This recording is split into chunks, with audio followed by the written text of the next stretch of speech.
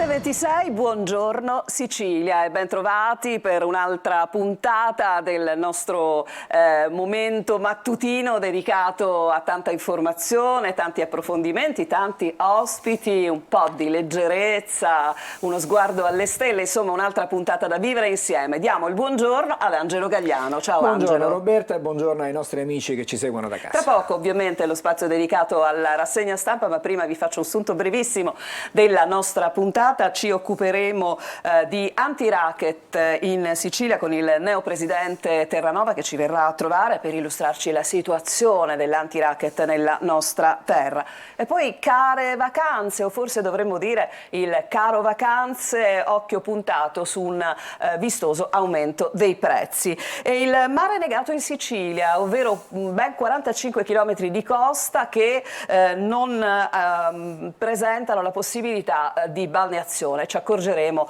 che non sono assolutamente pochi.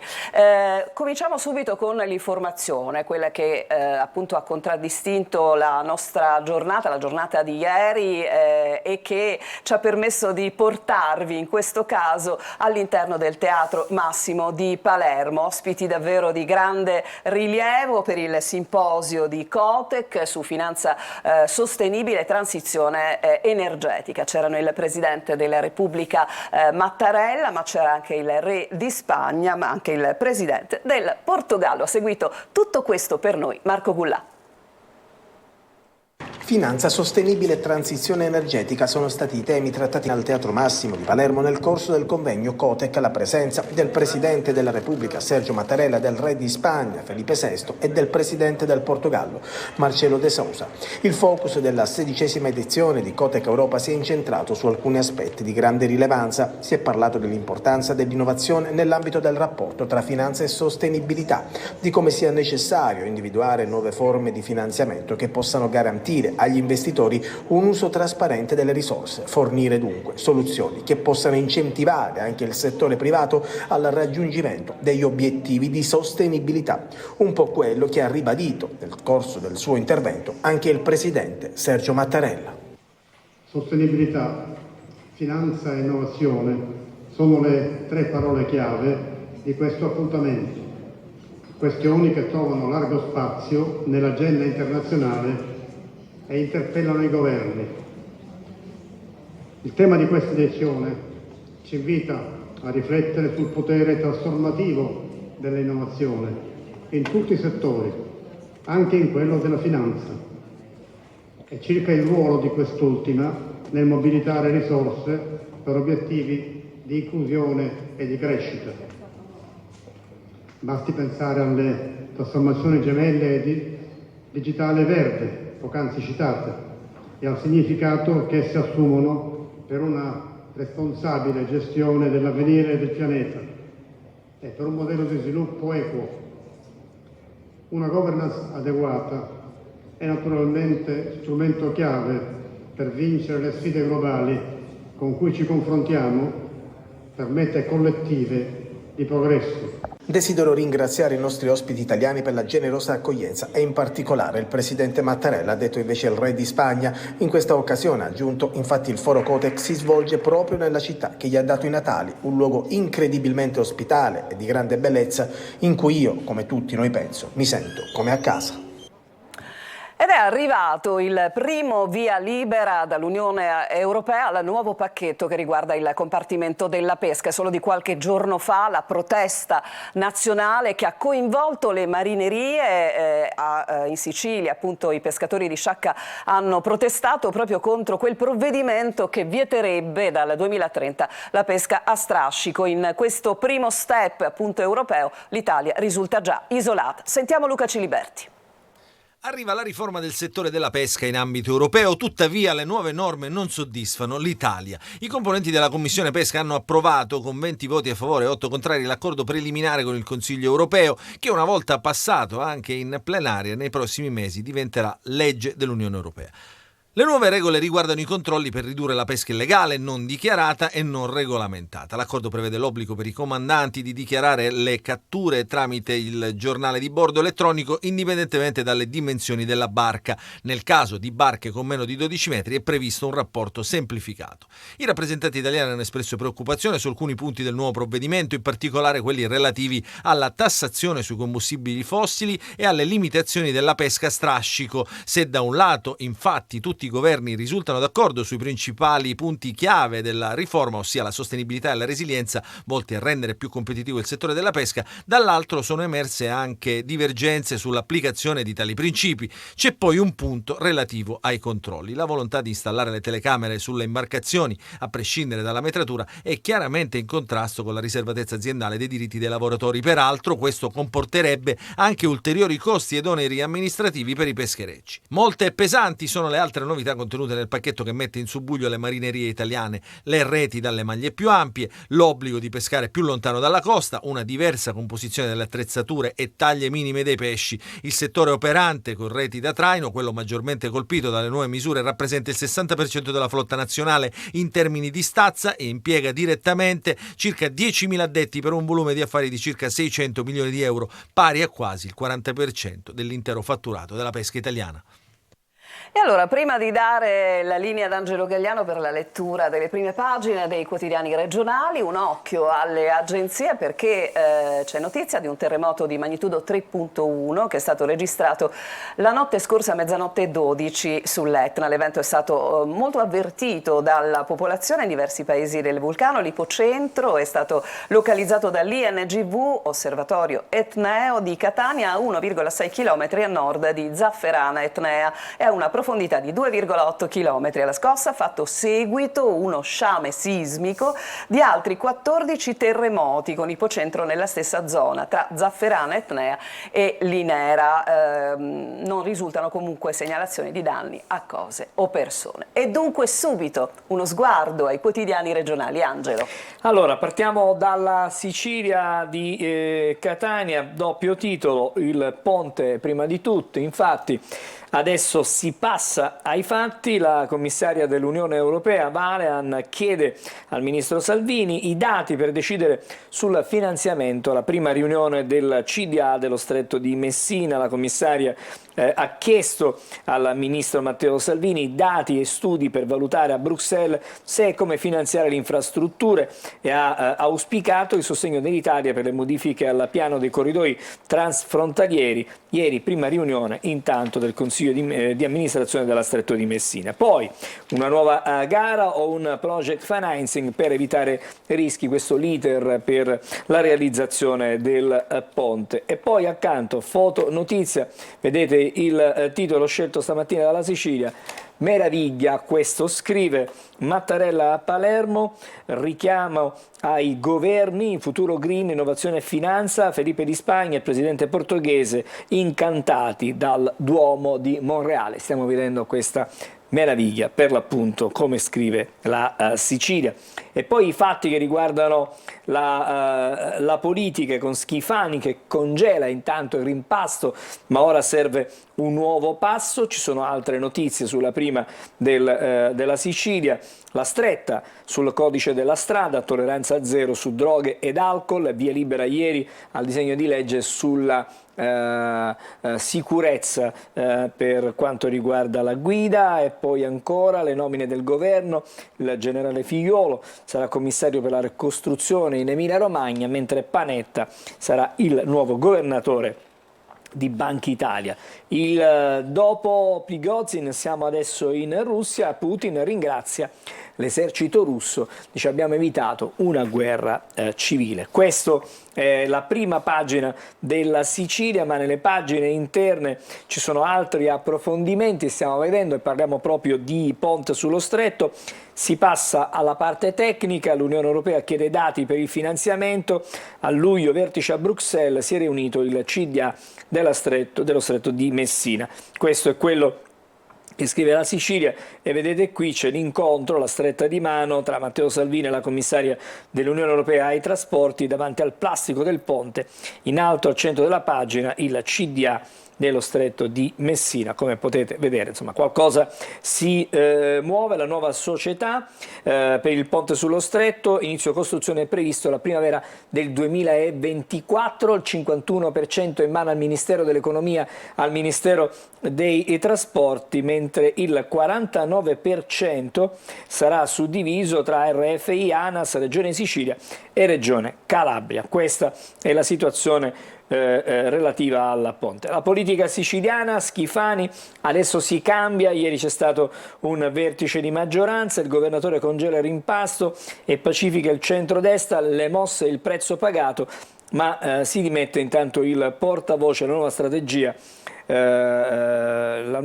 media, il borsino del cerchio magico e il caso social. Scrive Mario Barresi, stamattina lo avremo nostro ospite, esatto. Con lui parleremo anche di questo. Poi ancora parliamo di carceri in Sicilia, perché sono gravi carenze di organico, lo scrive stamattina la Sicilia, e leggiamo in particolare la CGIL Sicilia ha organizzato un dibattito sulle condizioni di lavoro e assistenza sanitaria all'interno delle case circondariali, sollecitato al governo un piano di assunzioni per la polizia penitenziaria anche per gli operatori, e l'ASP garantisce continuità della cura ai detenuti maggiorenni e minorenni nelle 6 strutture della provincia. Lasciamo anche questo tema, ma andiamo alla città di Catania, perché ieri mattina Piazza Montana, il futuro è qui, Trappeto Nord, consegnato al comune il primo spazio sport realizzato con i fondi comunitari.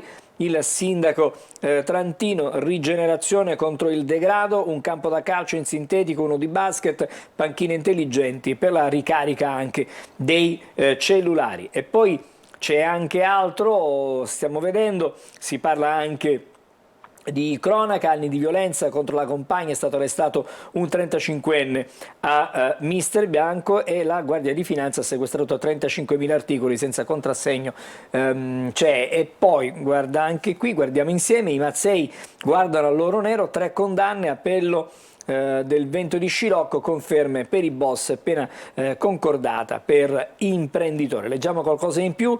Il Calamazzei nell'ultimo decennio ha voluto fare il salto imprenditoriale, cercando sempre di più di introitare guadagni illeciti attraverso forme diverse da quelle tradizionali, ad esempio la droga, le estorsioni della criminalità organizzata. L'inchiesta del 2020, denominata Vento di Sicilia, scoperchiò un asse criminale tra Catania e Trapani che aveva come core business la commercializzazione di prodotti petroliferi, la nuova frontiera, il nuovo business delle famiglie mafiose. Adesso lasciamo la Sicilia, siamo alla edizione di Palermo di Repubblica. Boss di padre in figlio, la mafia rinasce da se stessa. 26 arresti nel blitz della Guardia di Finanza che ha smantellato il clan del villaggio Santa Rosalia durante il lockdown, i summit familiari in videochiamata dal carcere. Il 22enne Vincenzo Sorrentino guidava la cosca per conto del genitore. E poi ancora Schifani ricompatta la maggioranza, ma basta sorprese in aula. Questa è la situazione sulla prima pagina del quotidiano Repubblica. Leggiamo qualcosina di più nelle pagine interne. Messina Denaro esce dal supercarcere per un intervento, all'Aquila scorte e misure di sicurezza imponenti all'interno proprio dell'ospedale, intorno all'ospedale dove è stato trasferito per un giorno il capomafia, che è stato arrestato il 16 di gennaio. E poi una storia che arriva sempre però da Palermo, sgrida ai ragazzini che deturpano la città, le rompono il femore, una brutta aggressione per una signora settantenne che evidentemente il cui rimprovero non è stato gradito, anzi assolutamente, però un brutto gesto, evidentemente l'educazione non abita in questi 2 ragazzini che hanno fatto questa, chiamiamola bravata, che però ha costato un problema serio alla signora. La rottura del femore non è cosa di poco conto. Lasciamo anche le pagine interne della Repubblica, siamo adesso al Giornale di Sicilia. E anche qui c'è in primo piano la cronaca. Dalla carcere gli ordini del boss, detenuto dal 2018, a Rosario Sorrentino bastavano le videochiamate con il figlio per gestire gli affari del clan, dalla vendita dei fiori nei cimiteri all'apertura anche di bar e panifici. Questa è la fotografia, lo spaccato che viene fuori, e la moglie sollecitava le vittime a pagare il pizzo. Poi ancora la politica regionale, maggioranza, c'è l'accordo, il rimpasto va in archivio, anche qui rimprovera 2 dodicenni, aggredito e femore rotto per la signora dunque palermitana. Vediamo ancora invece questa foto, questa bellissima foto, il simposio del Codec a Palermo, con Re di Spagna, dal clima alla finanza. Mattarella dice sfide immani, parola d'ordine, la sostenibilità in tutti i campi, il Presidente necessarie risorse non solo pubbliche. Gentiloni, occorre un capitalismo responsabile, entusiasmo per la visita dei monumenti. Questo è quello che si trova sulla prima pagina del Giornale di Sicilia, che torna sull'intervento a Messina Denaro, trasportato e operato all'ospedale dell'Aquila, reparto blindato, si attende il decorso per riportarlo in cella entro 1 o 2 giorni. Non ci sarebbe un legame con la patologia oncologica al colon. Questo è quanto riporta il Giornale di Sicilia. Poi ancora altre notizie: Putin elogia i soldati, disarma la Wagner.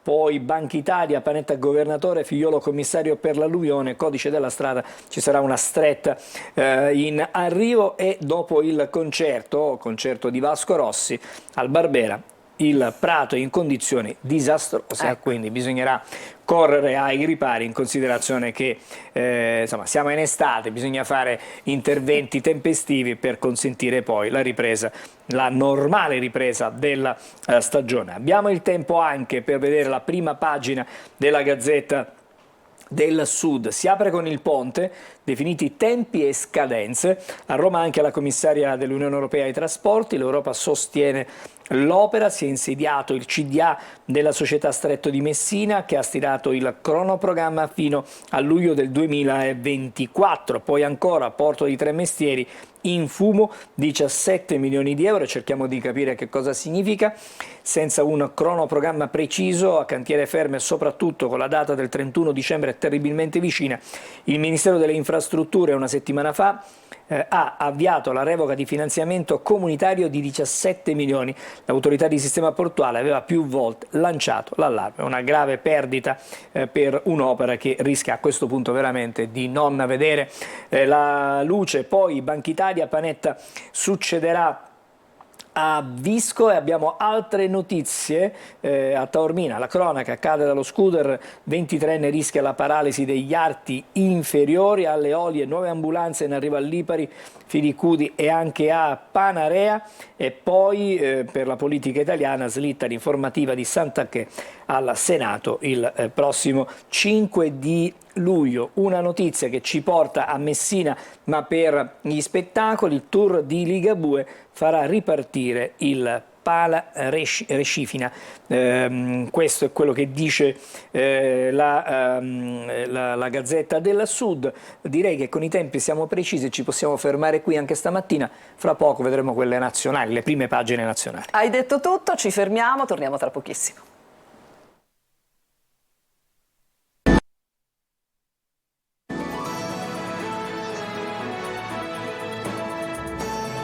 Tornati in studio a Buongiorno Sicilia, è tempo di dare uno sguardo adesso ai quotidiani nazionali. Angelo Gagliano. Vediamoli allora i quotidiani nazionali. Stamattina cominciamo con La Stampa di Torino, e i temi che stiamo vedendo sulla Stampa li troveremo su tutte le prime pagine in evidenza. La Stampa preferisce dare spazio intanto con la fotonotizia a Putin, che voleva uccidere tutti, scrive così. E ancora aggiungiamo, leggiamo: Lukashenko, ho convinto Putin a salvare Prigozhin e la Wagner. Il capo della Wagner adesso è a Minsk e sta lì in esilio con ogni probabilità, pare che sia in una stanza con una porta blindata. Il retroscena, leggiamo ancora: la rivolta dell'esercito, ultimo incubo di Vlad. E poi il reportage, quanto accade sul campo, il Dnipro come il Don, scacceremo i russi. Si parla evidentemente di quello che succede poi sul campo con la guerra. Il governo contro la BCE, il titolo che sceglie La Stampa: Banca Italia sì a Panetta, Tajani a Salvini e Salvini insieme, rialzo tassi, delusi dalla Lagarde, ci porta in recessione. Poi ricorderete certamente tutti la vicenda di quei ragazzi che avevano colpito con dei pallini la professoressa, che erano stati promossi con il 9 in condotta. Giù i voti in condotta. Io sto con Valditara e possiamo leggere: un insegnante non dovrebbe mai sopportare alcun tipo di sopruso, meno che mai una violenza, tollerare un affronto anche solo verbale, un insulto, una disobbedienza, un dileggio. Non dovrebbe mai fare finta di niente e abbozzare come se nulla fosse. Questo per quanto riguarda la scuola. Abbiamo già detto ieri, ci potrebbero essere delle novità per quanto riguarda i bulli, che potrebbero essere, fra virgolette, condannati ai lavori socialmente utili e non sospesi da scuola. La politica, l'eredità di Berlusconi, 100 milioni alla fascina, e poi quello che si preannuncia come una riforma del codice della strada, ieri varata dal Consiglio dei Ministri: ti stronchi di canne, via la patente, stop anche per chi guida con il cellulare in mano. Anche qui, dal Covid all'alluvione, tocca sempre a Figliuolo, il generale, insomma, chiamato in causa per un'altra emergenza. Abbiamo visto la prima pagina della Stampa, adesso la prima pagina del Corriere della Sera. Come vedi, il titolo è pressoché identico, è vero. perché da una parte c'è Putin che disarma anche qui la Wagner e il capo si trova in esilio, dall'altra parte cambia il vertice di Banca Italia, arriverà Panetta, la BCE, nuovi rialzi dei tassi e c'è l'ira dei nostri ministri. Questa è la prima pagina. La ricostruzione in Emilia Romagna, via libera generale Figliuolo, l'esperto, l'alpino esperto di logistica in prima linea nelle emergenze, ha gestito il piano per la vaccinazione anti-Covid. E poi lasciamo, diciamo, la prima pagina, non prima di avere visto questo richiamo sulla vicenda del giovane youtuber: non correvo, la mia vita rovinata. Ieri è stato interrogato a lungo dai magistrati che sono titolari dell'inchiesta sulla morte del piccolo Manuel. Adesso la prima pagina di Repubblica, le spine di Panetta. Anche qui però il tema è quello della successione al ruolo di governatore di Banca Italia. Il governo indica il membro italiano del comitato della BCE come successore a Visco nella nostra banca centrale, ma su MES, tassi e PNRR e tensione con l'Unione Europea, attacco di Lega e di Forza Italia alla Lagarde, alzare il costo del denaro ci strangola, Figliuolo commissario per l'alluvione, Bonaccini scelta centralista. Poi si sceglie anche qui una foto per quanto accade in Russia, la brigata Wagner ora a uno Stato, la riflessione di Rosalba Castelletti, vediamo un po' di leggere. È soltanto l'inizio, dicono esponenti delle forze dell'ordine, non sono i soli. In Russia sono in pochi a credere che il confronto tra il presidente tradito Putin e il suo macellaio ribelle Prigozhin sia finito qui. Entrambi hanno appreso il codice della strada nei bassi fondi di Leningrado, oggi San Pietroburgo. Insomma, evidentemente questo confronto andrà avanti ancora per tanto tempo. Poi la sanità pubblica, il ministro Schillaci: non smantello ma cerco 3 miliardi in più. Insomma, si cercano fondi per la nostra sanità pubblica. Si parla anche di codice della strada, tolleranza zero. Lo youtuber di Casal Palocco: sono pentito per la vita che ho distrutto, ma non andavo a 120 all'ora. Questo è quello che scrive, riportando le parole del giovane, lo scrive Repubblica. Narcos a Milano, torturato e ucciso per uno sgarro. Lasciamo anche Repubblica, adesso vediamo la prima del giornale. Tassi amari per l'Italia, parafrasando qualcosa di diverso, la BCE li alza ancora, la Lagarde aumenta il costo del denaro anche a luglio e accusa le imprese per l'inflazione. Il governo furioso, Tajani così ci manda in recessione. A Banca Italia arriva Panetta, lo leggiamo ancora, il Draghi Boy predestinato, quindi insomma uomo vicino all'ex Presidente del Consiglio, sarà figliolo del commissario dell'alluvione in Romagna. E ancora nuovo codice stradale, stretta su droghe e alcol, stop lampo alla patente. E poi sulle pensioni c'è un progetto di scivolo unico per anticipare le pensioni, è un approfondimento evidentemente da fare. Abbiamo il tempo per leggere anche la prima pagina del Tempo di Roma. Il figliolo prodigo, scrive, governo al lavoro, all'ex commissario per il Covid, affidata alla ricostruzione dell'Emilia alluvionata, aiuti in bolletta per imprese e famiglie in difficoltà, prorogati fino a settembre, ok al nuovo codice della strada, in arrivo una stretta su monopattini, alcol e droga al volante. Questa è la sintesi fatta dal quotidiano Il Tempo di Roma. A Rovigo abbassati 9 in condotta, Valditara interviene, l'istituto punisce gli studenti che spararono pallini alla prof. A 43 anni dalla strage di Ustica vengono riportate le parole del Presidente della Repubblica. Mattarella, pagina buia dopo l'archiviazione. Attenzione, perché c'è un accordo che riguarda il mondo del calcio, ma non quello giocato. Perché c'è un accordo tra il Viminale e la Federazione Italiana Gioco Calcio, un giro di vite contro l'antisemitismo. È stata ritirata la maglia numero 88 perché fa esplicito riferimento proprio al nazismo, e quindi questo è quello che è stato deciso. Casal Palocco, youtuber, andavo a 65, dice lui. Di Pietro interrogato, ma la sua versione non coincide con quella che è stata evidentemente appurata dai PM. Abbiamo altre prime pagine, c'è il Libero, vedete 2 fotonotizie, il processo per insulti a Giorgia, la compagna di Eli Schlein sta con Saviano, l'ex sindaca condannata, Appendino come Grillo, omicidio colposo. E dopo l'alluvione della Romagna è stato commissariato il PD, il generale Figliuolo gestirà la ricostruzione, idem rosicano. E ancora la vicenda della bimba scomparsa a Firenze, vittima di chi tollera l'illegalità, la riflessione di Vittorio Feltri stamattina su Libero. Adesso il Manifesto, Putin arruola la Wagner, Prigozhin arriva in Bielorussia, dopo Kiev nuova missione di pace, arriva oggi l'uomo del Papa, Matteo Zuppi, il cardinale starà a Mosca per cercare di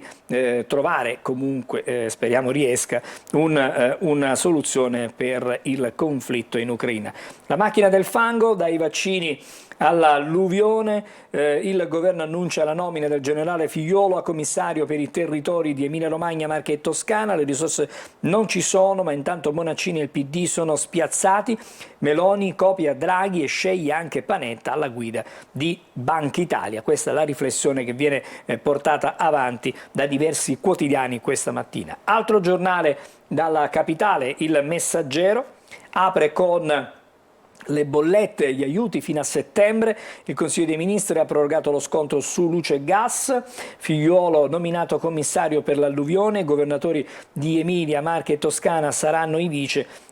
Polizia di Stato, Rizzi e il vicario. E poi ancora una storia che va appurata, perché un manager italiano è stato fermato a Mosca ed è fuggito ad Abu Dhabi. L'abruzzese accusato di possesso di droga in libertà vigilata ha beffato i controlli russi. Una cosa direi quasi incredibile, considerato che insomma lo Stato, la polizia è molto attenta in Russia. E poi Prigozhin a Minsk, Putin perdona tutti, depenalizzato il blitz della Wagner. Abbiamo il tempo per leggere le ultime 2 prime pagine, speriamo di arrivarci. Sant'Acché, casa al Pantheon e Maserati pagate da Visibilia, la maggioranza rinvia al 5 di luglio il dibattito alla Camera. Dipendenti non pagati o licenziati e debiti con fisco e fornitori, ma per lei il bolide da 77.000 euro e l'alloggio da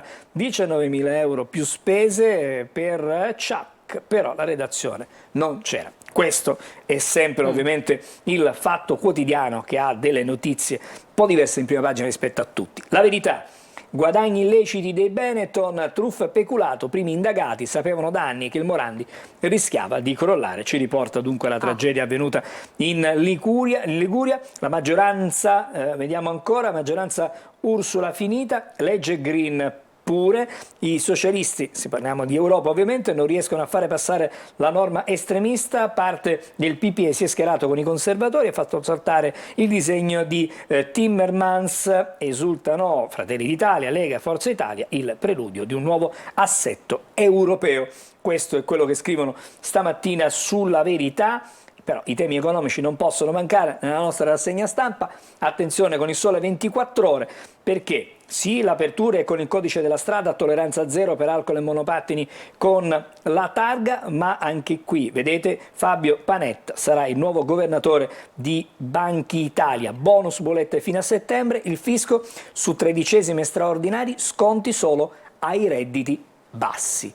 Chiudiamo con questa notizia. E noi andiamo immediatamente alle previsioni del tempo e ritorniamo con il nostro primo ospite qui a Buongiorno Sicilia.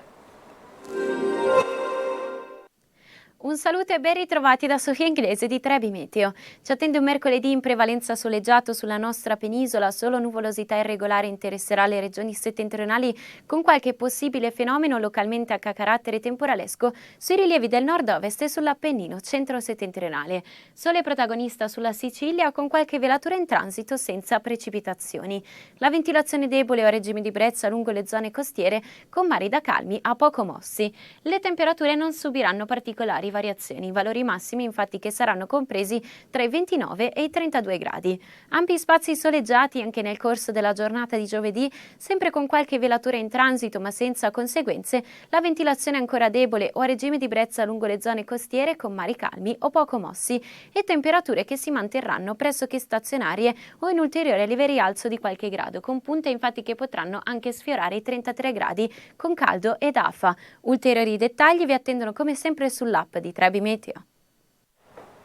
E siamo tornati in studio, il nostro primo ospite ci permette di aprire una pagina molto interessante e molto importante perché non si smetta mai di parlare di anti-racket. Lo facciamo con il neoeletto presidente regionale di FAI, la Federazione Anti-Racket Italiana, che saluto, è il dottore Paolo Terranova. Buongiorno. Buongiorno. Buongiorno. Importantissimo, come dicevamo, parlare dell'anti-racket perché da fenomeno sommerso, probabilmente forse anche grazie non solo a delle campagne di sensibilizzazione ma anche alla forza delle associazioni anti-racket, questo fenomeno sta lentamente cambiando volto. È così, Presidente? Esattamente, sì. Diciamo che si è fatto un grande cambiamento prendiamo coscienza del fenomeno del racket e del pizzo in Sicilia negli anni 90 e nel 91 con la morte di Libero Grassi e quindi lì l'opinione pubblica e i media prendono coscienza di questo fenomeno ben radicato in Sicilia. E da lì nasce la FAI con la prima associazione in Italia a Capo d'Orlando, l'ACIO, pensata e ideata da Tano Grasso, che è il nostro presidente onorario, e da lì si è fatta molta strada, l'opinione pubblica è stata molto vicina, le istituzioni e la magistratura ha fatto un ottimo lavoro e quindi ormai il fenomeno è cambiato. Allora, il fenomeno è cambiato. Nell'ultimo anno, lo vediamo in grafica, sono state denunciate 15.520 estorsioni. Solo nell'ultimo anno. È il segnale del cambiamento?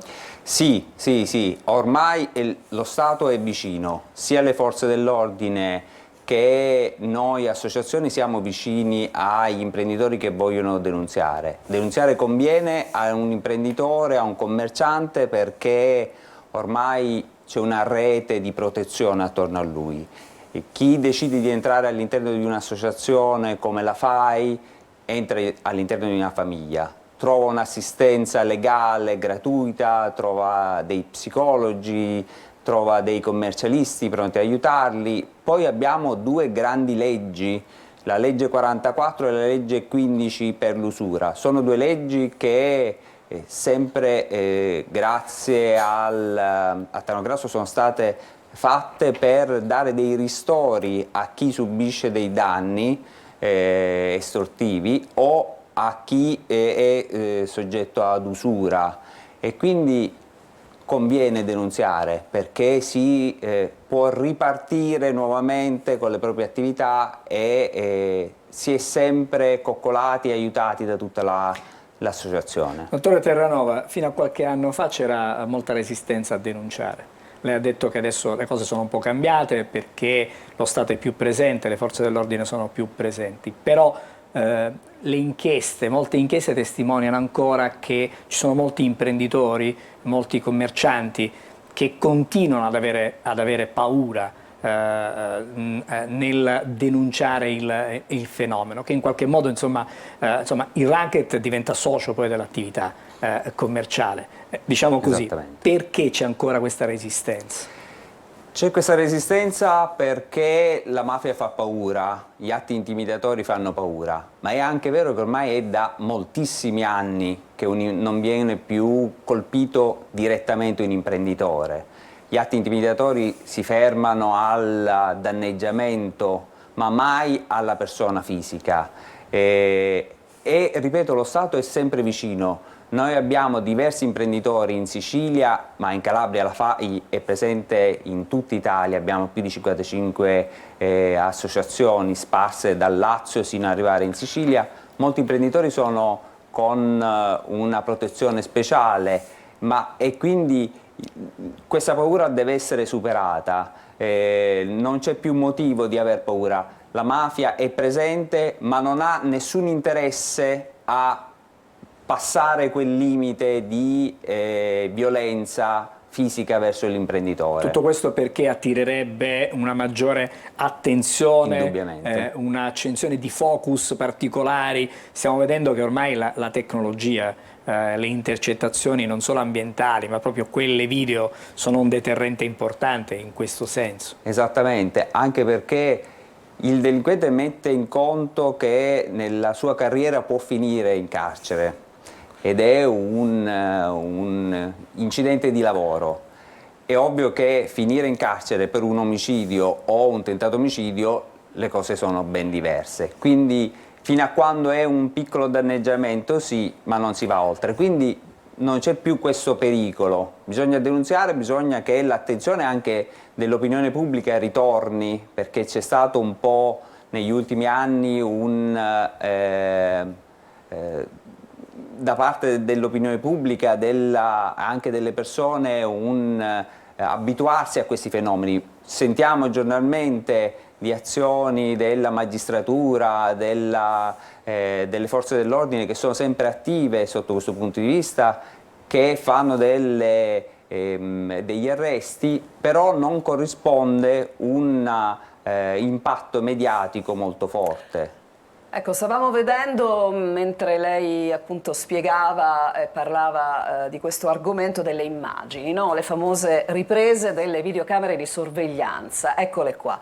E c'è una frase che io trovo emblematica, vorrei condividerla con lei, che leggevo in queste intercettazioni, all'atto di un sabotaggio, credo in un distributore di benzina, sì. Uno dei due ha commentato, non sono più i tempi di una volta, i cristiani su tutti sbirri, sono tutti pronti a dire qualcosa. È una frase incoraggiante per chi fa antiracket, sì, no? Sì, indubbiamente bella. E poi un'altra cosa che bisogna dire, ormai non esiste più un metodo di lavoro da parte delle forze dell'ordine in cui si microfona l'imprenditore, si telecamere, non si mette più a rischio la vita dell'imprenditore né lo si fa esporre in prima persona. Ci sono tutta una serie di metodi per cui l'imprenditore rimane in seconda fila, però è importante che l'imprenditore che voglia denunziare si rivolga alle associazioni, che sono un ottimo tramite con le forze dell'ordine e con la magistratura. Abbiamo ormai anni di esperienza, appunto più di 30 anni di esperienza sotto questo punto di vista, e sappiamo un po' come muoverci. Lei ha un'esperienza personale, perché sì. Lei è stato vittima ovviamente di ricatto da questo punto di vista. Ce lo racconta molto brevemente? Io sono farmacista, quindi ho una farmacia. Nel 2010 si presentò una persona a chiedermi di pagare una piccola cifra per poter stare tranquillo sia al lavoro che a casa.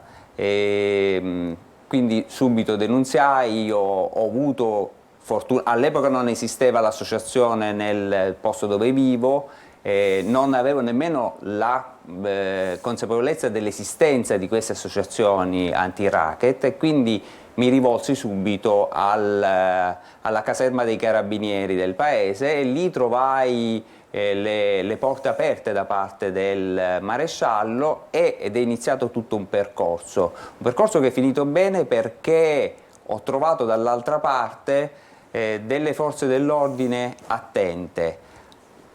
Voglio ringraziare il colonnello Baldassar Daidone che all'epoca era il comandante della provincia di Enna dei Carabinieri, il quale dopo ben 4 anni di indagini e quindi a fine delle indagini e degli arresti con l'operazione Gogart, lui venne da me e mi disse: ora dottore, dobbiamo aprire un'associazione, la metto in contatto con la FAI che è la numero 1 in Italia come associazionismo sotto questo punto di vista, racket e usura, e lei così sarà tranquillo per il resto della sua vita, ed effettivamente è stato così. E poi è diventato così. anche il presidente. Al FAI Sì. fanno capo 11 associazioni, è vero, anti-racket Sicilia, siciliane. sì. Quindi diciamo alle persone che ci ascoltano, intanto non avere paura. Assolutamente no. E secondo step, immediatamente, se non si va dritti all'associazione, i carabinieri, le forze dell'ordine, polizia, c'è già la un Guardia di atteggiamento Finanza, diverso sì, forse sì. nella ricezione di queste denunce. Sicuramente sì, hanno un'esperienza loro, c'è gente molto valida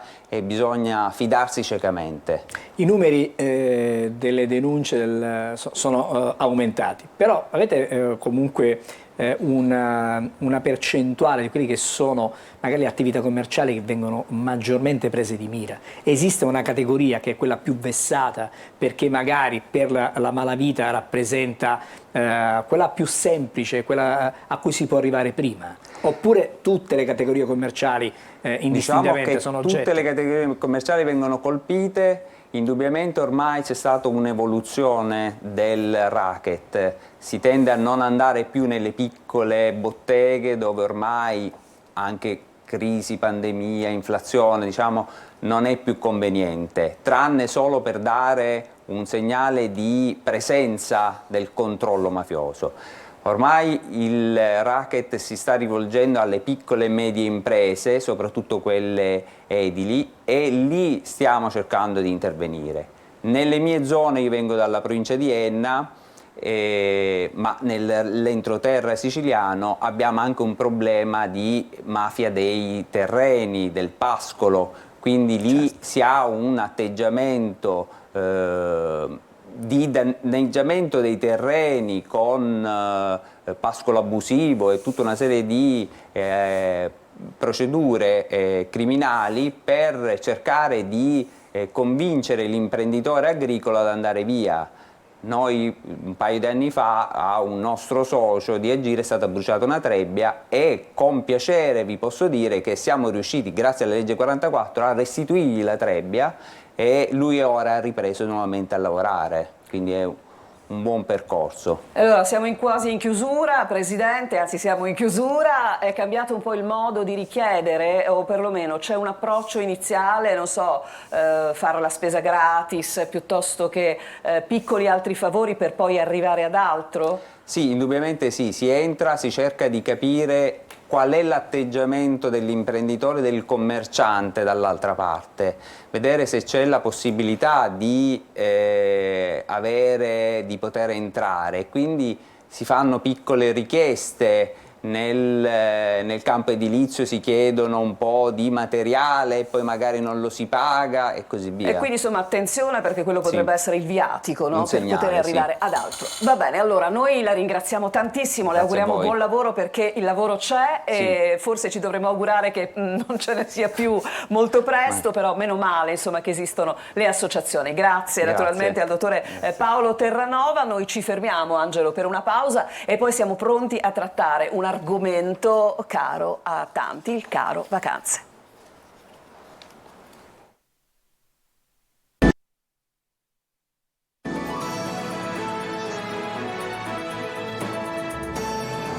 Tornati in studio a Buongiorno Sicilia. Angelo, diamo subito il benvenuto a un collega del quotidiano La Sicilia, una firma illustre, Mario Barresi. Buongiorno Mario, ciao. Tra l'altro lo diciamo subito perché poi insomma no, è giusto, quando ci sono dei premiati bisogna riconoscere i meriti, quindi complimenti per il premio che hai appena ricevuto, il premio Nicola Volpes, cronista dell'anno 2023. Fanno sempre piacere, no, queste cose? Sì, non si vive soltanto di il denaro, anche ogni tanto qualche riconoscimento.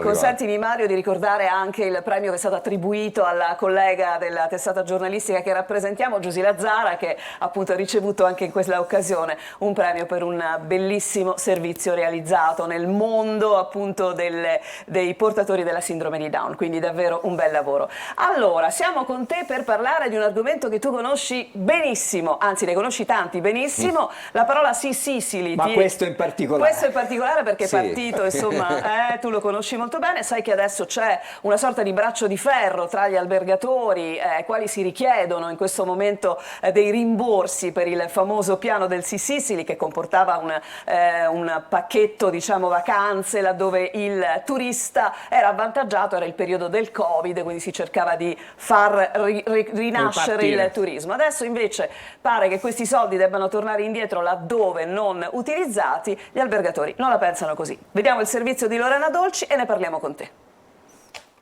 Le prime lettere sono già partite, destinatari alcuni degli alberghi siciliani che non hanno piazzato neanche una delle notti acquistate dalla regione nel programma Sea Sicily, che avrebbe dovuto fare ripartire il turismo dopo gli anni della pandemia. Una manovra costata oltre 70 milioni, ma rivelatasi un flop con poco più dell'1,16%, pari a 17.000 posti letto occupati in quasi 3 anni sulla piattaforma. Sulla vicenda anche i fari della Commissione europea, che potrebbe chiedere la restituzione di parte dei fondi stanziati. Adesso il decreto di revoca del bando, che si scontra con le perplessità degli albergatori. Il contratto non prevede rimborso in caso di scadenza dei termini e mancato occupazione delle camere. Quindi per quanto ci riguarda, la risposta che io suggerisco e che gli albergatori daranno, immagino, alla richiesta della regione sarà: nessuna rimborso è dovuto poiché nessuna inadempienza risulta esserci stata. A spalleggiare gli albergatori anche i deputati di Fratelli d'Italia, che bollano come gravissima l'iniziativa dei dirigenti dell'assessorato al turismo, chiedendo l'intervento del governatore Schifani. Ma se sul rilancio del turismo si gioca anche una partita politica, gli imprenditori puntano il dito sul meccanismo della campagna, non di facile comprensione da parte di chi doveva usufruirne, ovvero i visitatori. Si potrebbero invece usare altre modalità di recupero. Ci sono diverse modalità di recupero dei servizi e non delle cifre date, attraverso sistemi che possono essere educational, invitare blogger, ovviamente fuori stagione, e quindi continuare a spingere una Sicilia che è in crescita ma che ha moltissimo margine. Se siamo pieni, magari non siamo pieni con Sea Sicily, ma anche grazie alla pubblicità che è stata fatta. Allora Mario, dove sta la ragione? La ragione sta, Lorena ha fatto benissimo nel servizio a distinguere il piano, quello pratico, da quello politico. Già ne avevamo parlato con Michele l'ultima volta, le lettere erano già partite all'epoca, adesso sono partite in blocco perché nel frattempo c'è stato l'avvertimento della Commissione europea. Nel lungo parere nel quale mette seriamente in discussione la modalità di utilizzo della regione siciliana rispetto ai fondi di Sea Sicily, in 2 righe il direttore generale della direzione Regi, cioè quella che gestisce i fondi europei, dice: guardate che ci sono delle serie perplessità sull'utilizzo dei voucher, perché potrebbe essere una violazione del principio per cui l'Europa non può concedere soldi che violano la concorrenza, come se fossero degli aiuti di Stato. Questo si sapeva sin dall'inizio e quindi diciamo la regione, il dirigente dell'assessorato del turismo ha mandato queste lettere. È chiaro che, come dice giustamente la Laneri, nel contratto non c'è una clausola, e anzi è stato considerato questo tipo di bando così concepito come una sorta di aiuto, perché dobbiamo anche contestualizzare, questo aiuto arriva quasi alla fine di 2 stagioni in cui il turismo era forse uno dei settori in assoluto più colpiti dalla crisi del Covid, quindi anziché dare un contributo a pioggia si è deciso di acquistare questi servizi vuoto per pieno, a prescindere dal fatto che fossero venduti. Poi se ne hanno venduti pochissime, l'iniziativa è stata un flop, altra ragione per cui la Comunità Europea ci sta alle calcagna, è un altro discorso.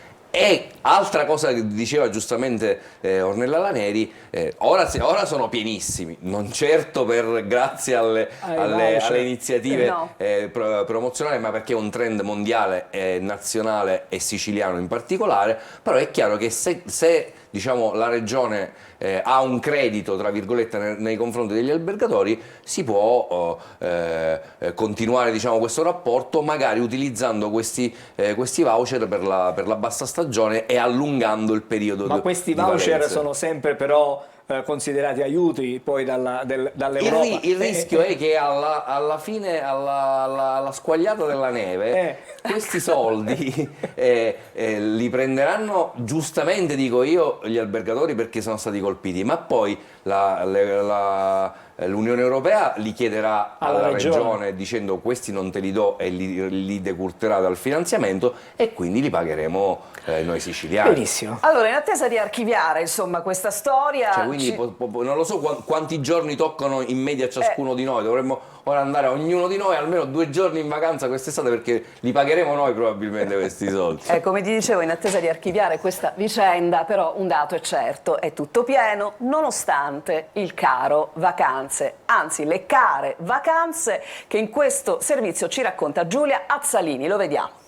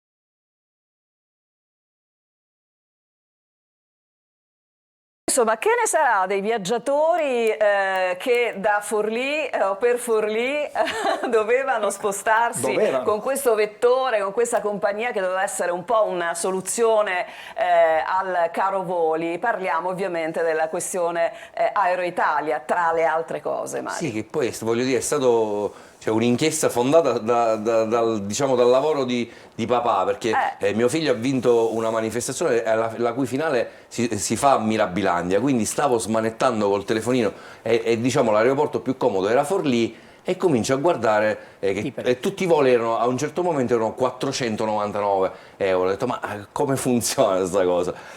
Poi però cliccando non ti dava la possibilità di prenotare. È successo che la compagnia Aero Italia, che, aperta parentesi, è stata quella assoldata tra virgolette dal governo regionale, in particolar modo dal governatore Schifani, per combattere quello che lui definisce il cartello tra ITA e Ryanair, che un po' si mettono d'accordo, questo è vero, diciamo, sui trend dei biglietti, ha avuto più di un problema con l'aeroporto di Forlì. Ha lasciato in aeroporto un grosso volo che era destinato a Lampedusa, la stessa sorte hanno avuto per Pantelleria, quindi i signori dell'aeroporto di Forlì hanno detto: cara Aero Italia, noi con voi non lavoriamo più, cederemo gli slot di questi voli ad altre compagnie, ma voi con noi avete chiuso. Ed è chiaro che è un duro colpo per una compagnia sulla quale si fondavano anche le speranze per i siciliani, perché noi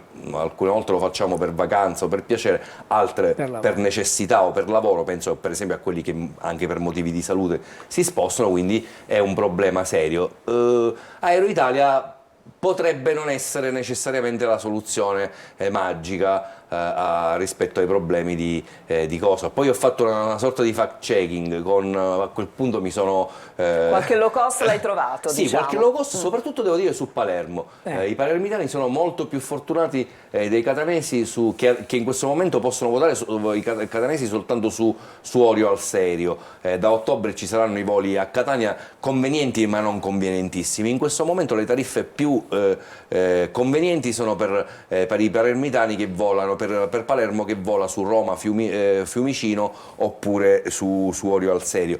È chiaro che, inutile che ci prendiamo in giro, il vero effetto calmiere rispetto ai prezzi è la concorrenza, quindi più compagnie aeree ci sono, più c'è la guerra sulle rotte. Diciamo, tra le righe c'è anche la famosa compagnia siciliana con capitale siciliano, il cui patron è l'ex diciamo, amministratore di Air Sicilia, Crispino, che ha fatto più volte richieste alla regione per una sorta di riconoscimento, ma ha avuto qualche problema con ENAC per diciamo, l'accreditamento come compagnia. Se entrasse anche questa nel giro, probabilmente ci sarebbe un movimento un po' più favorevole per i consumatori. In questo momento diciamo, ci sono sempre meno quelle molte compagnie tariffe aeree che una volta volavano tantissimo su Catania sono quasi scomparse. Sì. C'è una spiegazione, cioè è poco conveniente per le compagnie arrivare in Sicilia, non parlo solo di Catania, attenzione, ce ne sono tantissime compagnie che a un certo punto arrivavano a Catania, c'erano degli slot addirittura, avevano la possibilità di poter sostare anche la notte con i loro aeromobili, poi a un certo punto forse il Covid in qualche modo, insomma la pandemia ha inciso. Sì, allora diciamo che la tratta Catania-Roma viene considerata dagli esperti del settore in assoluto la più redditizia e la più frequentata di tutte le tratte italiane, assieme alla Palermo-Roma. È chiaro che tutto il resto in alcuni momenti rischia di diventare meno goloso per le compagnie aeree. Il caso di Comiso, piccolo aeroporto che comunque soprattutto in estate e soprattutto in direzione Sicilia è una bella opportunità per i turisti, che però è stato mollato da Ryanair, che ha ricattato SAC, se non ci date più soldi per Catania molliamo Comiso, ti dà l'idea che in questo settore non ci sono benefattori, assolutamente. ci sono persone che vogliono Mario, guadagnare. noi ci dobbiamo fermare su questo argomento, ma in realtà ti chiediamo di rimanere con noi, perché questi turisti, una volta arrivati in Sicilia, sfidando peraltro anche i costi e il caro vacanze, poi arrivano in una terra nella quale ci sono tanti chilometri di costa inaccessibili alla balneazione. Ne parliamo tra poco con Legambiente. Resta con noi, restate con noi, torniamo tra poco.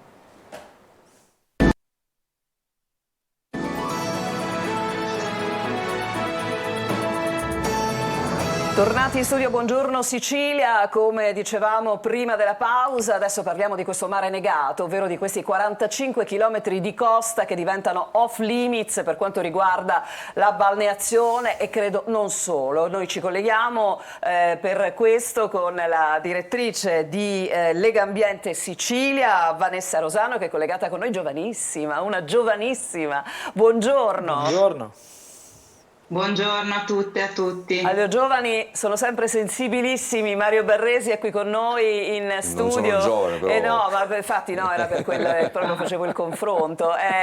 Sensibilissimi al tema dell'ambiente e devo dire questa direttrice è testimonianza. Allora, 45 chilometri di costa negati. Vogliamo cercare di far capire la dimensione di questo problema, che cosa vuol dire in termini non solo numerici? Sicuramente vuol dire intanto ledere dei diritti, sia quelli dell'ambiente che quelli dei cittadini, oltre che insomma, dei turisti che hanno il diritto di fruire delle spiagge del bene comune. Mario, volevi... No, a me questa cosa ricorda una mia esperienza personale. Qualche anno fa, che per dirti che è come il mostro dei videogiochi, che sembra che hai superato un livello e poi ce n'è subito un altro più difficile. Mi trovavo nel Ragusano e siccome purtroppo anche quando uno è in ferie non smette mai di fare questo mestiere, mi dava fastidio che in molti degli accessi al mare c'erano i cancelli dei proprietari delle villette adiacenti che praticamente si ricavavano con un cancello l'ingresso privato e anche se c'era una spiaggia libera diciamo a valle rispetto al cancello non ti facevano entrare. Feci un dossier abbastanza documentato con foto, la procura di Ragusa aprì, perché mi trovavo nel Ragusano, aprì un'inchiesta, addirittura ci fu un servizio del TG1 con le immagini dei carabinieri riprese dall'alto, aprirono questi cancelli, era luglio, io a settembre tornai in quelle zone e c'erano di nuovo i cancelli chiusi con i proprietari delle villette e non dell'accesso al mare, non della spiaggia, che avevano di nuovo chiuso. Quindi se non c'è soprattutto un controllo locale da parte degli enti locali che hanno tantissime incombenze e tantissime competenze e spesso non possono fare niente, secondo me questa partita sarà sempre una partita persa. Anche perché non credo che sia solo un problema se la direttrice è d'accordo. No. Sì, io ho fatto il caso di Ragusa perché mi ero trovato, ma se ci facciamo caso è un po' così dappertutto. Direttrice, lei ha notato questo fatto? Immagino di sì, insomma, sia uno dei tanti problemi. L'ho leggermente notato. L'ho leggermente notato, faccio un esempio, la costa di Carini, c'è stata una cementificazione folle della costa, in questo momento ad esempio il sindaco di Carini sta portando avanti un delicato piano per abbattere le ville abusive. Non so se vi ricordate, il governo Musumeci aveva cercato di allargare le maglie del condono anche a aree non vincolate totalmente, e la Corte Costituzionale ha bocciato questa legge regionale e quindi chiediamo che vengano, scusate se io parlo strano ma perché mi sento doppia, quindi sto cercando di far finta di niente, vado avanti. In questo momento chiediamo di abbattere le costruzioni abusive insanabili, perché bisogna decementificare le coste. Ma il problema delle coste non è soltanto la cementificazione, il problema è che probabilmente a mare sversiamo molto di più rispetto a quello che dovremmo sversare, cioè i depuratori funzionano oppure no. Il problema della Sicilia, la balneabilità, non penso dipenda, quello sì è un problema, la cementificazione, ma quando a mare buttiamo quello che è inimmaginabile è chiaro poi che il mare diventa non balneabile. Cosa si può fare nel concreto? C'è un file Excel che con circa 1 miliardo di controvalore di opere di depurazione che praticamente come di padre in figlio viene ereditato da un governo all'altro. cioè è passato da Berlusconi a Renzi che l'ha riproposto, poi cambiano i nomi, piano per il sud, piano per la Sicilia, ma i progetti sono sempre gli stessi, se tu confronti gli Excel sono sempre uguali, e però non si riescono a spendere. E poi su questo chiedo anche il conforto della direttrice, c'è anche un problema culturale oltre che di risorse economiche. Lei faceva riferimento all'abbattimento degli ecomostri, e ci sono due tipi di problemi. Uno è che gli abusivi portano consenso elettorale, da qui le leggi, le leggine e le manine che ogni finanziaria all'ARS provano a spingere per sanatorie e per aiutare gli abusivi. Due, quei pochi comuni e quelle poche procure, mi riferisco per esempio ad Agrigento, all'epoca c'era come aggiunto l'attuale aggiunto di Catania Ignazio Fonso, che provano a far eseguire, perché poi le demolizioni sono teoriche e diventano pratiche quando arrivano le ruspe, a far eseguire queste demolizioni hanno difficoltà nel reperire delle risorse, e poi si trovano con un consenso sociale che sul territorio strizza sempre l'occhio più agli abusivi che a quelli che devono fare rispettare le leggi. Non so se è d'accordo. Sentiamo, direttrice, ha sentito? Intanto mi viene in mente almeno un altro problema, oltre ai due che elenca. Intanto i soldi che perdiamo con le multe, ad esempio 30 milioni ogni 6 mesi che dobbiamo pagare per la mancata depurazione delle acque. Sicuramente non credo che un edificio abusivo sia collegato alla rete fognaria, però anche quelli non abusivi spesso e volentieri non lo sono, quindi ci vuole un serio piano di lavoro sulla depurazione delle acque, numero uno. Numero due, la questione dell'abusivismo edilizio, e poi ci vogliono i piani di utilizzo del demanio marittimo, e i comuni che non hanno provveduto devono avere un commissario che provveda. Quindi noi chiediamo la rinomina dei commissari, perché abbiamo bisogno di un piano per capire come utilizzare il demanio marittimo nell'obiettivo di tutelare il bene. Non è solo quello di renderlo fruibile per turisti e cittadini, ma anche di conservarlo. E sappiamo bene che le persone non vanno al mare per stare in mezzo all'acqua non depurata, per stare in mezzo agli ecomostri, quindi le due cose vanno di pari passo. Direttrice, noi saremo prego, sì. Continui, chiuda il discorso. Sì, sulla fruizione diciamo saggia del demanio marittimo stiamo portando avanti una mobilitazione cittadina. Anche volevo invitarvi a Levanzo domenica prossima a partire dalle 11, insomma il caso Levanzo non serve che lo ripeta, è stato su tutte le testate, è un caso proprio di quell'imprenditoria di cui non abbiamo bisogno per quanto riguarda la balneazione o il prendere il sole sulle nostre coste, ma è solo uno dei tanti esempi che purtroppo, come citavate anche in studio, è presente in Sicilia. Allora, direttrice, noi la ringraziamo, siamo praticamente al termine di questo momento. Stavamo pensando, no? Lei ha detto poco fa, la gente non ama andare a fare il bagno laddove appunto non è possibile. Noi fino a un paio di giorni fa abbiamo documentato la situazione di Sferracavallo, no? Il borgo marinaro del Palermitano, laddove insomma campeggia un divieto di balneazione disatteso dalle persone, e lì si sono richiamati i controlli. Immagino che di questi divieti ce ne siano praticamente sparsi su tutto quel territorio, quei 45 chilometri di cui appunto si parlava in apertura. Vi auguriamo naturalmente buon lavoro, noi siamo pronti a documentare anche insomma le manifestazioni come quelle di Levanzo, e ringraziamo Legambiente per tutto il lavoro che fa, preziosissimo. Grazie. Grazie.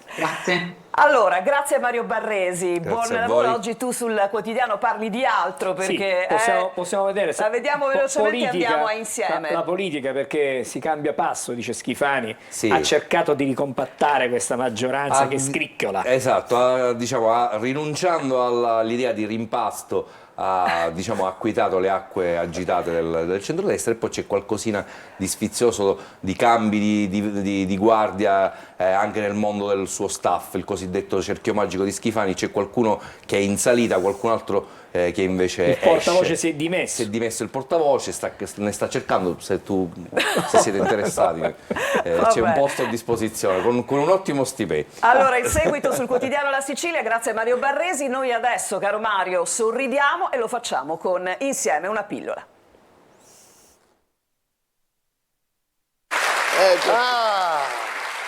Finalmente la bella stagione sta arrivando. Veramente c'è stato un malo tempo. Ma tu lo capisci che è arrivata?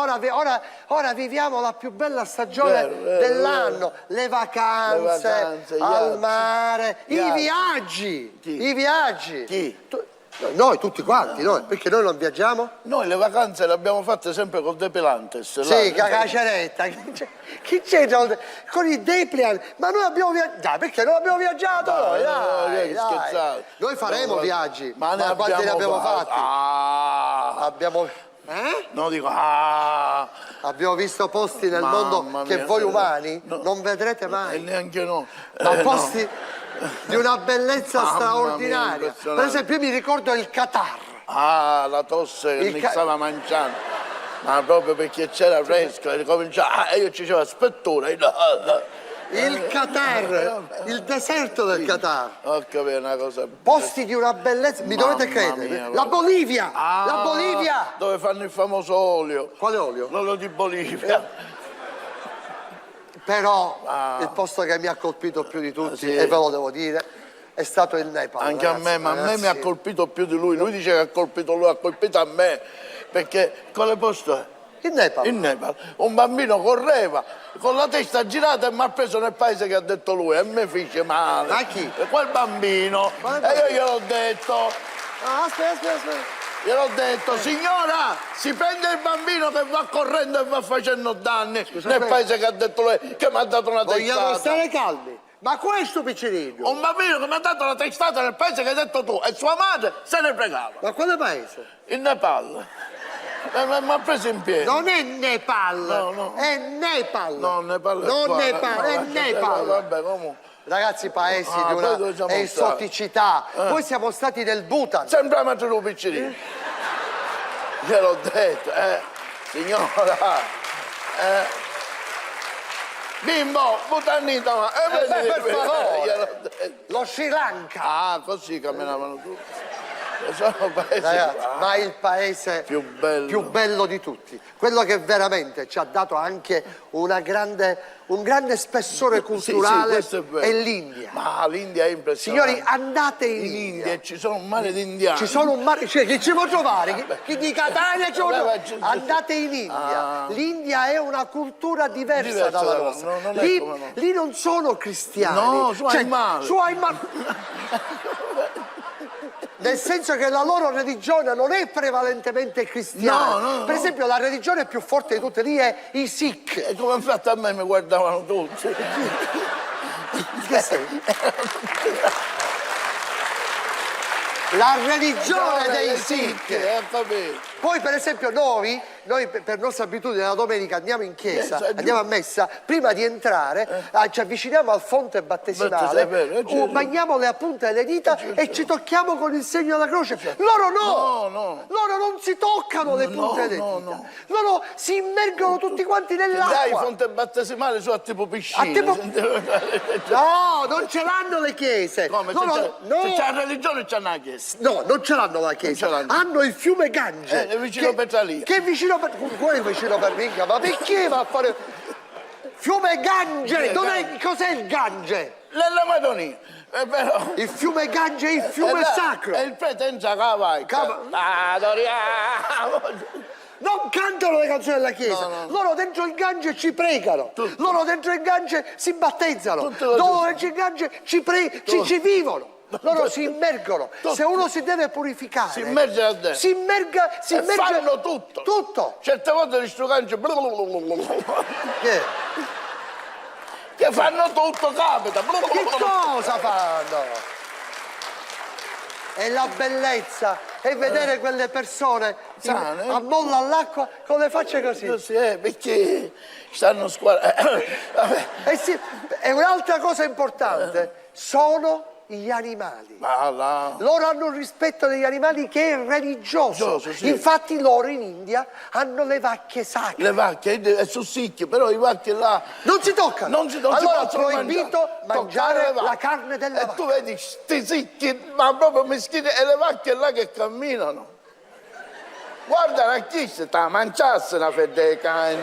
Tu la mangiasse una fedeca? Ma che vuoi dire? La vacca. C'è una vacca che parla con chi? Ma chi stai dicendo? Andate, prendetevi questo applauso. Toti e Totino. Non c'è niente da fare, Angelo, loro sono strepitosi. Toti e Totino, ricordiamolo, nel cast di Insieme Show questa sera alle 23, l'appuntamento su Antenna Sicilia. Allora, Angelo, a quest'ora solitamente diamo un altro sguardo ai giornali perché tu scovi sempre delle notizie particolari. Di cosa ci parli? Due cose questa Vai. mattina, una certamente più seria. Alcol, droga e telefonini, stretta per chi guida, e ci sono i punti di questa riforma del codice della strada. Da un punto di vista dell'educazione, punti premio ai ragazzi per i corsi di guida, i monopattini, casco e targa obbligatoria e mai in aree extraurbane, rilevatori di velocità, basta autovelox truffa, ora regole nazionali, e poi le regole per i giovani, auto di grossa cilindrata vietate per i principianti. Queste, diciamo, sono le linee guida di quella che è il codice della strada nella nuova riforma del codice della strada. Poi c'è una notizia che è sicuramente più curiosa, diciamo più frivola, se volete, ma ha a che fare con la medicina.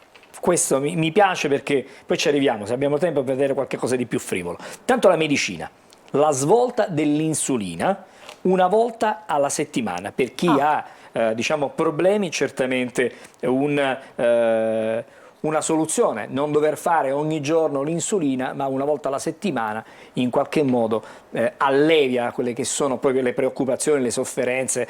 Se voi possiamo leggere qualcosina in più, l'insulina a distanza di un secolo dalla sua scoperta resta il farmaco diciamo salvavita insostituibile per il trattamento del diabete, e allora c'è questa nuova frontiera, una presenza ingombrante, abbiamo detto, nella vita di tante persone costrette, diciamo, alle punture quotidiane. Qualcosa potrebbe presto cambiare, e quindi una sola puntura. La ricerca arriva ovviamente da specialisti che hanno presentato il tutto alla Società Americana di Diabetologia, e pubblicata anche su prestigiose riviste scientifiche, non solo diciamo statunitense, ma anche europee. E credo che sia una notizia molto importante, anche perché il fenomeno, immagino, tocchi molte più persone di quanto si possa immaginare. Angelo, noi poi dopo ti do quella più frivola. Quella più frivola la facciamo, la ascoltiamo tra pochissimo, perché adesso ci colleghiamo con Marco Amato, il nostro meraviglioso astrologo. Tazzina alla mano, c'è? Vediamo un po'.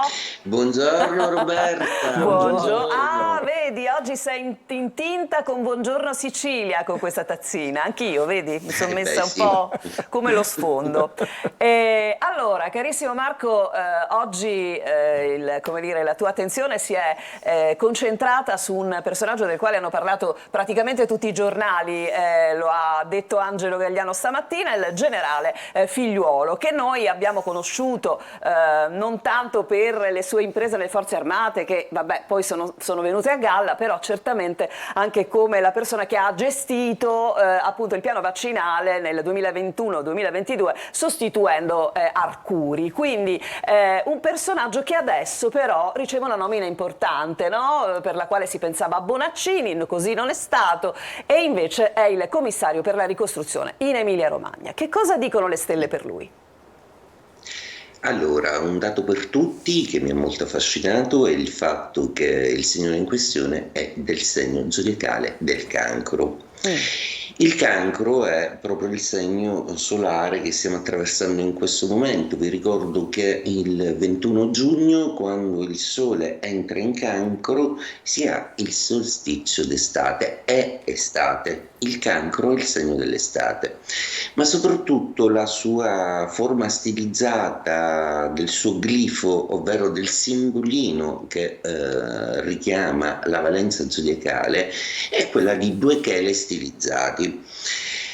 Il cancro è il segno della protezione e della casa, è la garanzia di un luogo e di un posto che ha a che fare con l'affetto, la madre e la tradizione.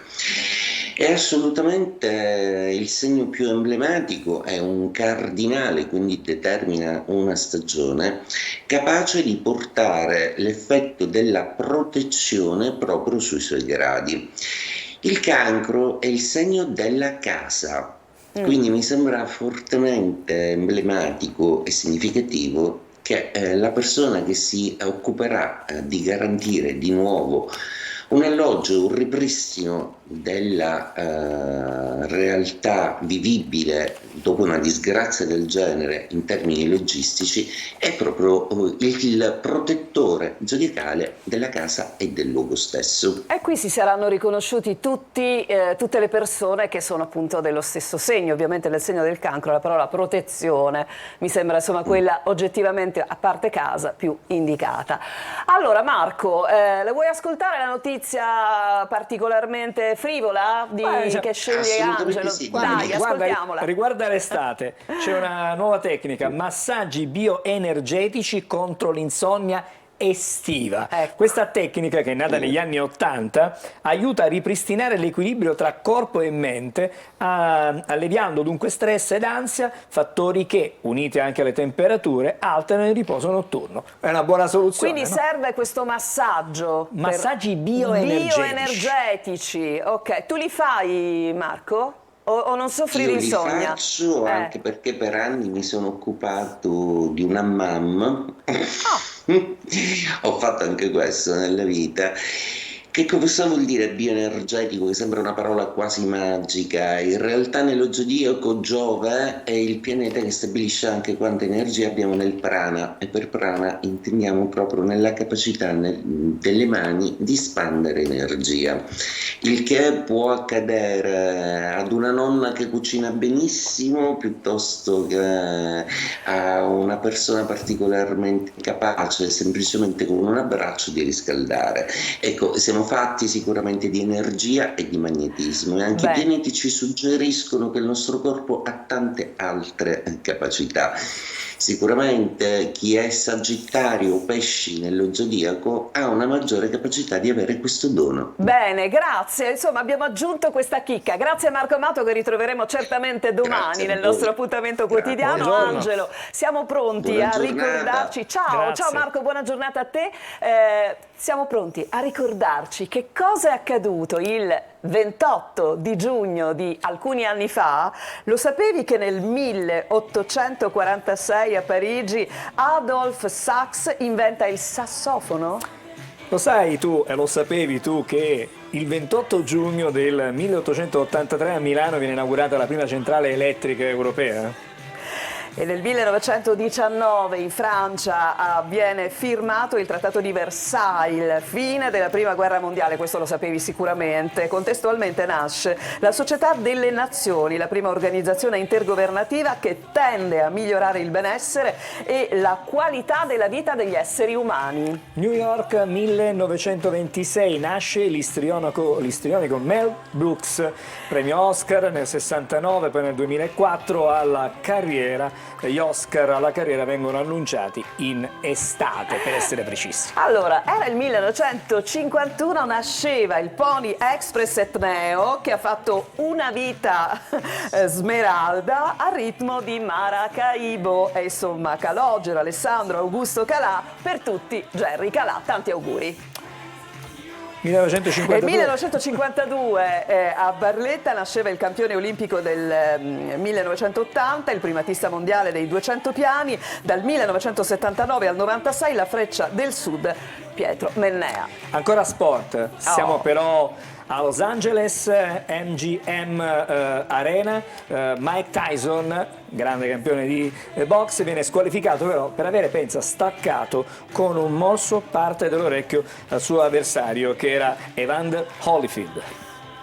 E poi 2016 ad Istanbul, siamo ovviamente in Turchia, 3 kamikaze, questa è una brutta storia di matrice islamica, si fanno saltare in aria, 48 vittime, 239 feriti. E il nostro ultimo momento è sempre dedicato alla musica, la sentiamo in sottofondo, peraltro ci dà uno spunto per rivedere il compianto George Michael, 1986 allo stadio Wembley di Londra, il gruppo degli Wham fa il suo concerto d'addio al ritmo di questa Wake Me Up Before You Go Go. Noi chiudiamo la puntata di oggi. Buongiorno Sicilia a tutti voi, tornerà domani. Ciao Angelo. A domani, ciao Roberto.